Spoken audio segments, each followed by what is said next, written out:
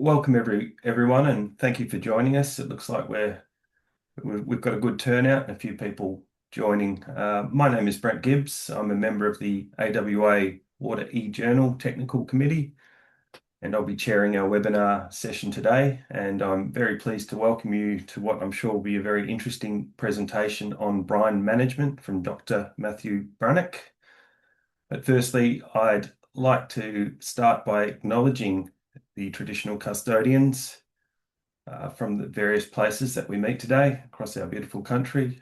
We acknowledge their deep connection to the lands and waters in which we live, and we pay respect to elders past and present that have nurtured the country for many thousands of years.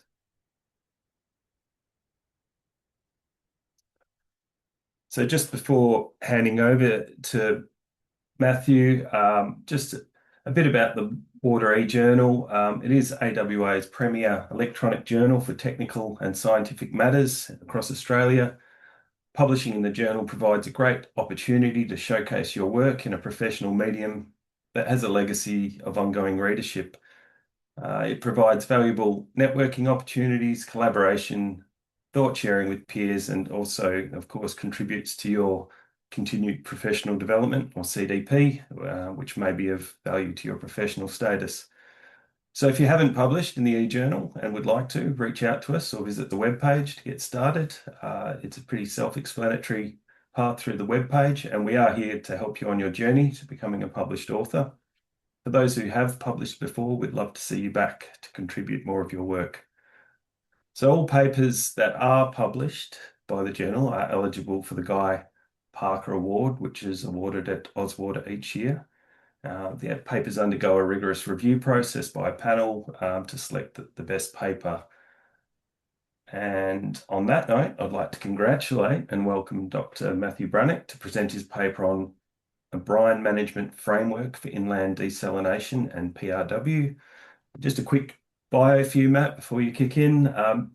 Matthew Brannock is a GHD Associate and Technical Director with 25 years of experience in the design of water treatment processes covering recycled water, desalination and brine management within engineering and consulting and academia. Over the last 2 decades, he has worked on brine projects for local councils, water utilities and various energy, power and resource sector companies.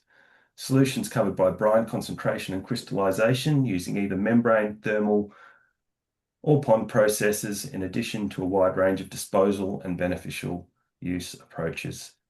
So we'll take questions in the Q&A and get to the Q&A after the presentation. Otherwise, it's over to you, Matt. Fantastic. Thanks very much, Brent. Before I go any further, I'd like to acknowledge my co-authors, Dan Visser, David Reynolds, and Kieran Mitchell. So let's dive into it. First of all, a quick agenda about what I'm presenting today. First of all, I'll give the context for the Brine Management Challenge. I'll then go through the framework that we developed. I'll look at various case studies and lessons learned coming out of the various projects that we've undertaken and conclusions. So first, the brine management challenge. So several factors are pushing regional locations in particular towards challenging and often saltier water sources. So with salty water, often you need desalination in order to take advantage of that water, and this produces a saline waste stream. And this leads to what is called brine management. Often this is RO reject, and often it's not actually brine. It can either be brackish or saline.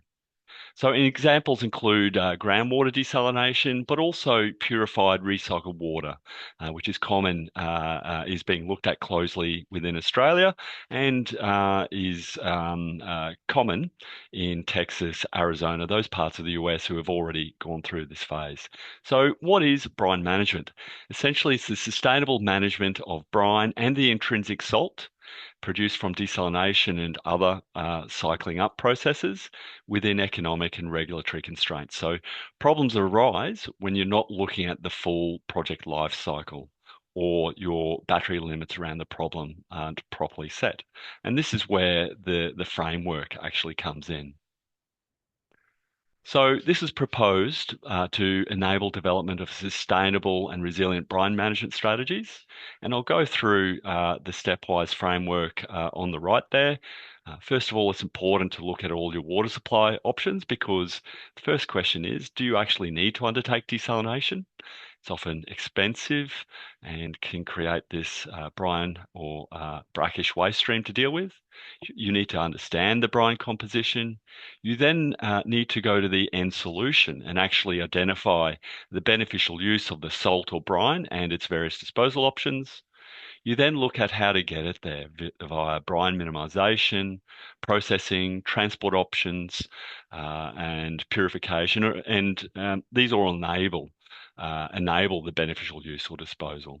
Then you go through and remove the fatally flawed options around disposal or the processing side of things. You then link together the disposal and processing options, and you evaluate everything as a whole. And then the final step is to develop a brine management plan. And this is where you pull together a range of brine management strategies and create an adaptive pathway. So, simply put, brine management is the disposal or reuse of brine, in addition to working out how to get there, as I said, via brine minimization, processing, treatment, or transport.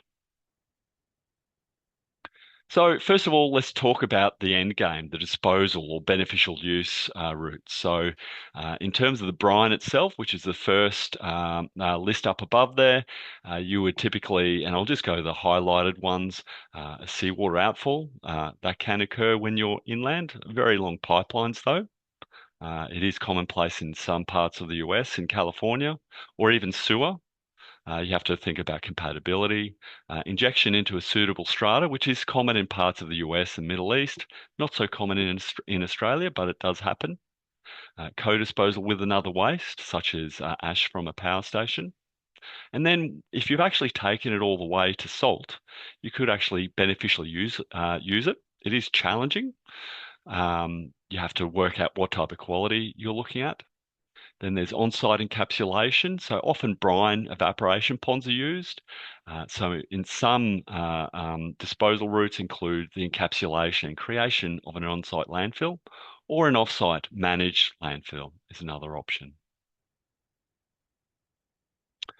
And volume minimization. That's one of the really crucial ways of getting you there to the disposal beneficial use routes.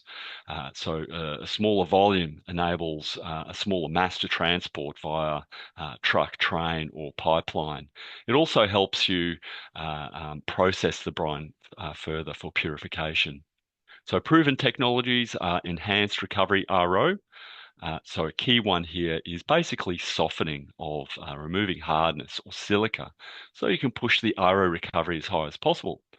It's not always the case where that is useful, but I'll get into that later. Then there's solar evaporation ponds, a very common solution, often including spray. It's not liked by too many regulators, depending on the situation.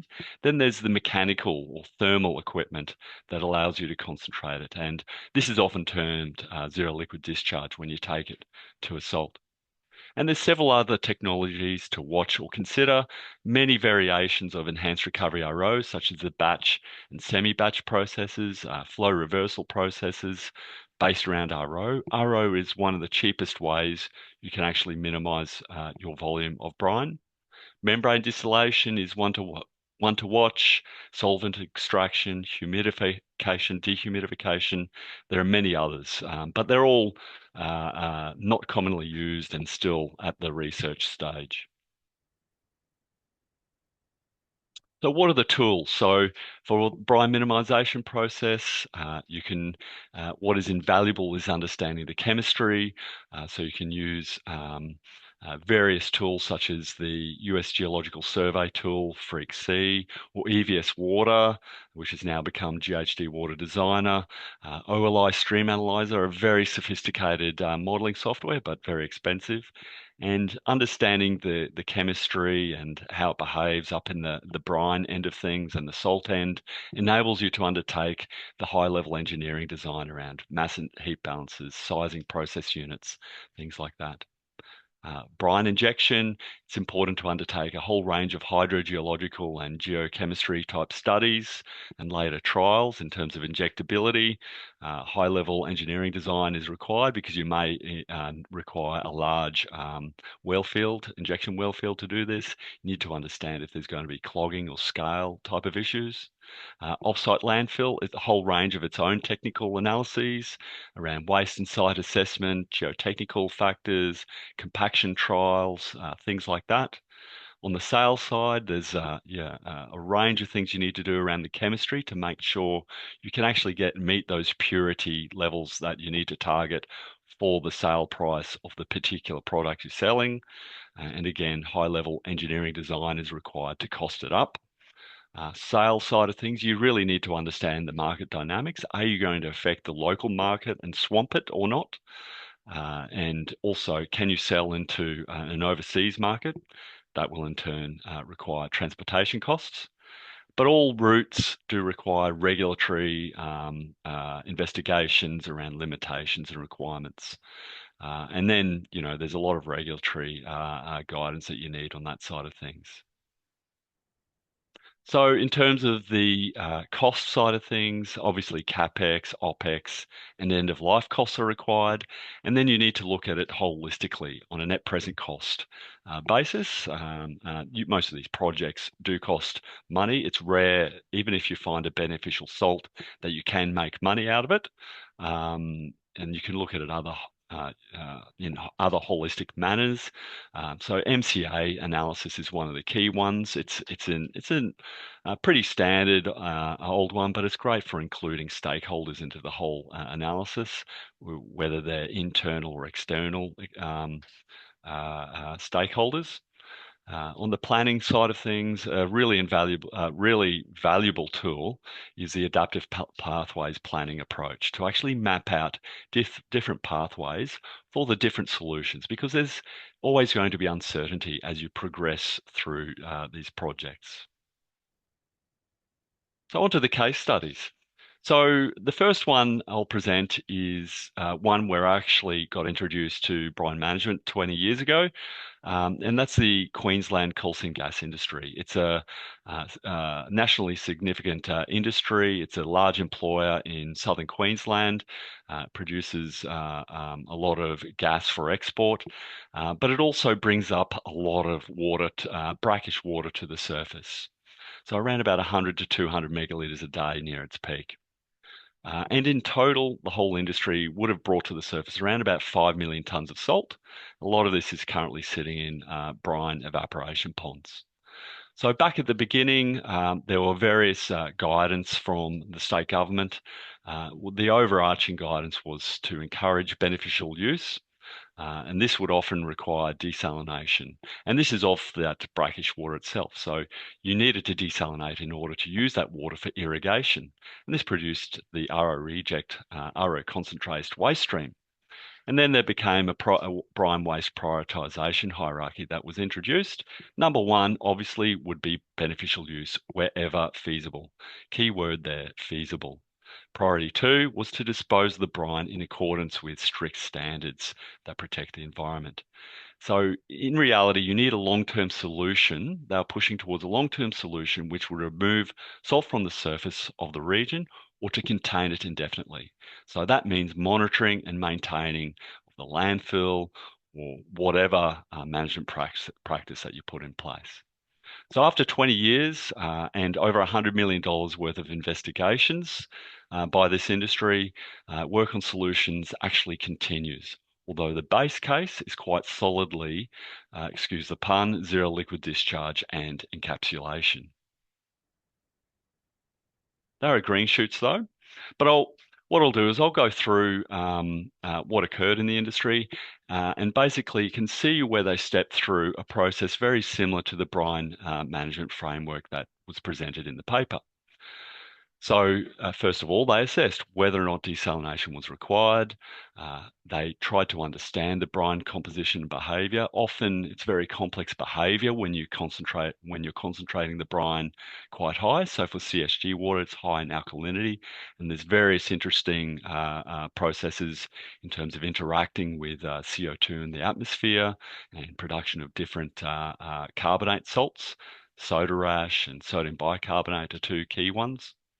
And then they looked at beneficial use routes around and disposal routes. And the top two that usually came to the surface was salt recovery, salt encapsulation with landfill. Brine injection was a key one. However, that's fallen by the wayside, and that's really to do with the geology of the region. It was undertaken for a period by Santos, but there are issues with maintaining injectability. And then they worked out how to get there. And it's a combination of brine minimization through ponds, thermal equipment, and high recovery RO, pipelines, trucking to get you to that disposal location. And then they went through and fatally flawed the options presented in the above steps. They linked together the strategies, they evaluated as a whole using net present cost and MCAs, and then they developed a whole bunch of brine management plans that are all publicly available. The next example is inland desal for drinking water.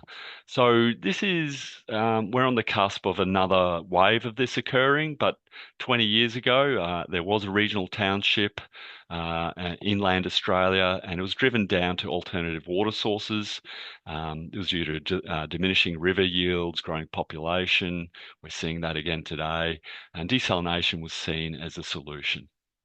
Primary brine management approach, though, was just large evaporation ponds, and that can lead to issues.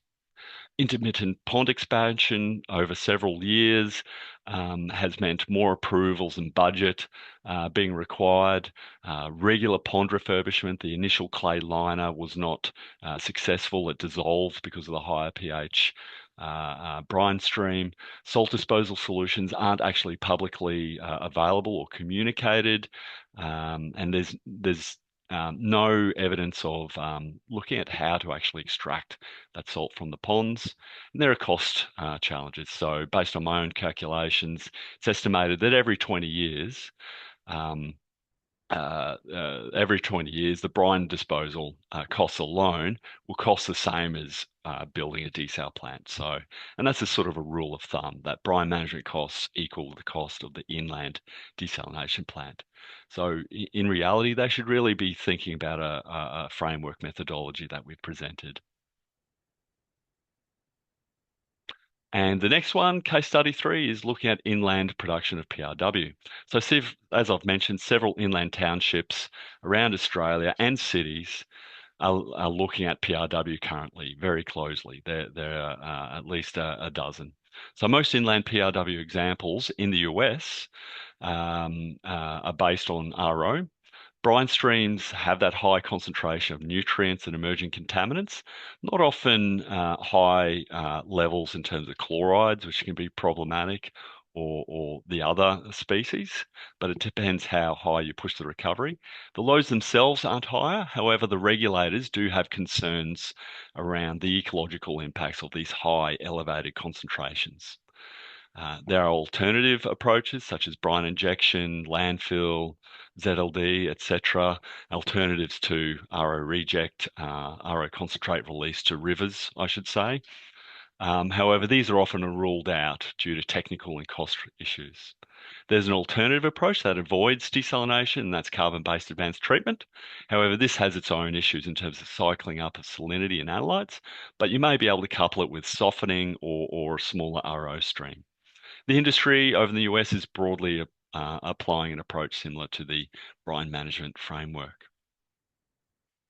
So on to lessons learned in terms of technology, volume minimization. Volume minimization is often critical to reduce costs. High recovery RO is best for reducing overall costs as well.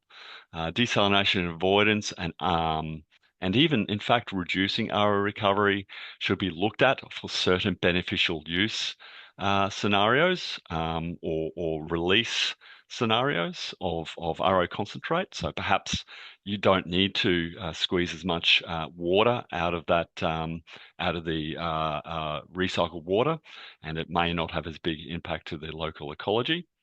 Ponds are common and they may seem cheap, but they have risks and unknowns that can challenge thermal ZLD costs, especially at the larger scale. Thermal ZLD costs are well understood. They have a smaller footprint than ponds, and they're less affected by adverse weather and climate. So that's important to keep in mind. They are very expensive though. Disposal and beneficial use routes, in terms of lessons learned, salt encapsulation landfill approach is common, but has long-term risks and costs. Brine injection has potential to be quite cheap, especially where geology allows high injectability and containment, but still has significant risks and regulatory hurdles to get through. In terms of beneficial use, it's often very challenging to undertake. It's very complex, but it should always be considered. So one of the photos earlier on is from a plant that I got to visit in Poland, where they're diverting salt from Warsaw the last 40 years and producing sodium chloride out of it. But there's not many examples of these around the world, and often it requires government support.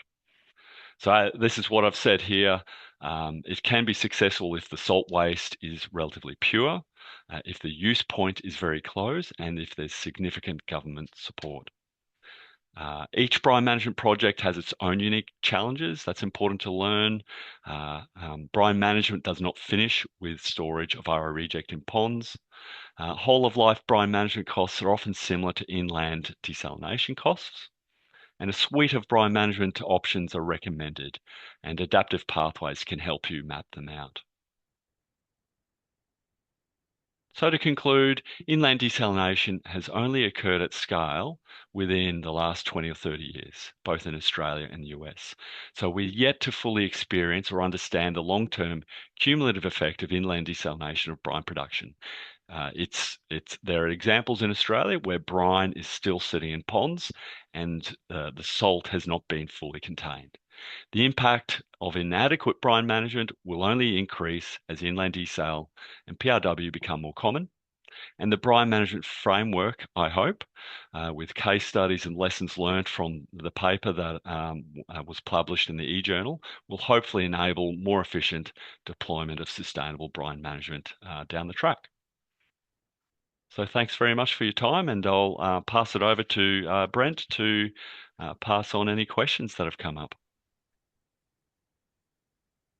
Thanks, Matt. Really good timing. A great presentation too.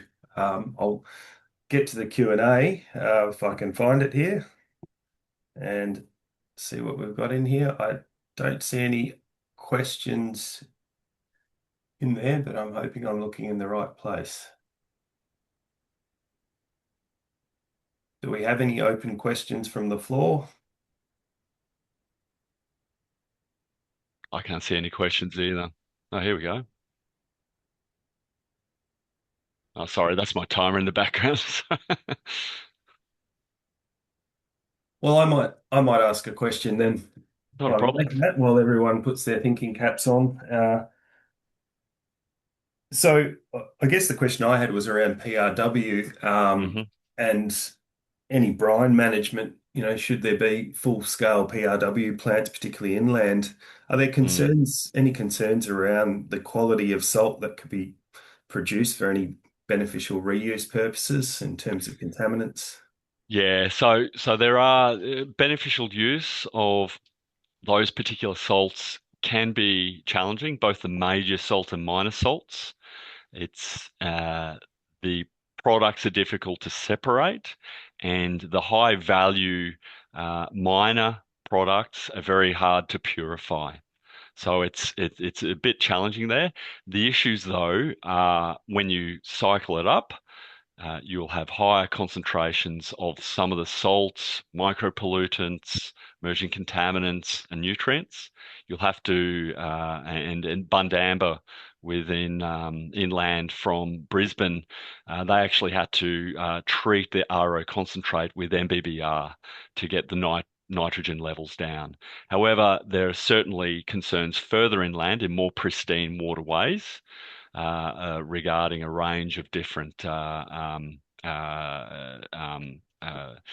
constituents that may have an ecological impact. So it's really a case by case situation.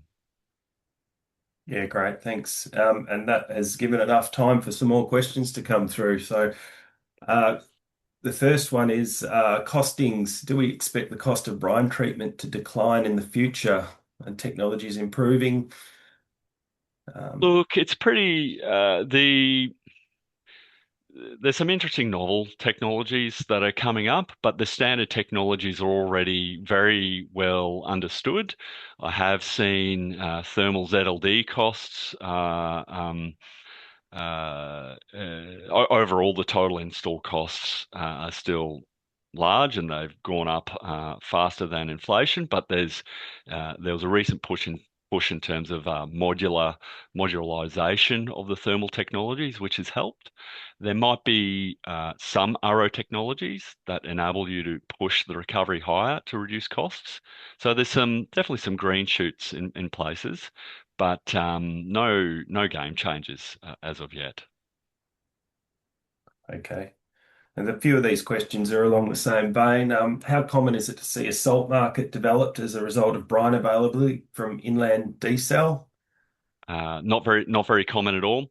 Yeah. So one example, and another plant that I visited was a battery facility in the US in Pennsylvania. The regulator forced them down the route of recovery of sodium sulfate, and that's a fertilizer. So they were initially selling it at $200 a ton into the US agricultural market. Unfortunately, because of a range of other projects coming online at different types of facilities. Many of them use sulfuric acid. They produce sodium sulfate, and that market was basically swamped. So that price has come down 10 times since I visited that facility. So yeah, it's quite complex with market dynamics. Yeah, okay. Another one there on guidelines developed for inland water. I suppose that question is, are we seeing guidelines developed for inland water brine management? And I guess further to that, I was thinking too, how are the regulatory frameworks pushing Yeah, yeah. disposal versus beneficial? It's usually case by case. So definitely the Queensland government set up guidelines for CSG.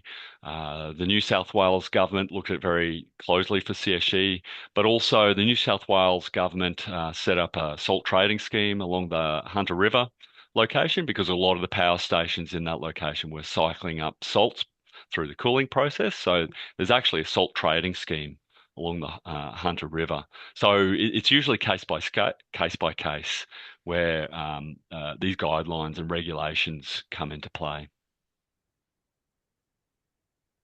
All right.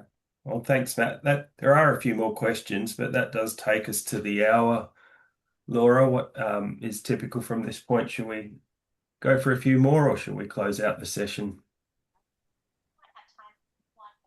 Suppose it depends on how willing Matt's. One more One question, more? Laura Okay. said. Yeah. Well, I'll have to see if I can pick the best one. Well, there's one here from Brendan. If you were to put a dollar figure relating to the problem with brine management in the CSG space, is there any numbers that have been identified? You did allude somewhere in the slides to the Yeah. cost being just about Yeah. the same as what the actual treatment. Yes.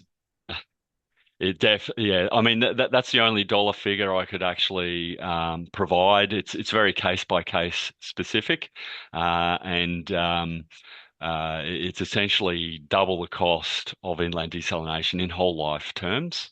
Also, in some cases, capex terms. So it's quite expensive managing that RO concentrate. Yeah, terrific.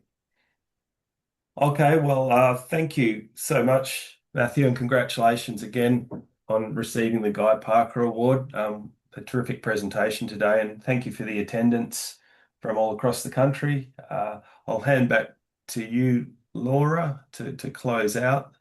But yeah, thank you again, Matt. Not a problem. Yeah, definitely an honor.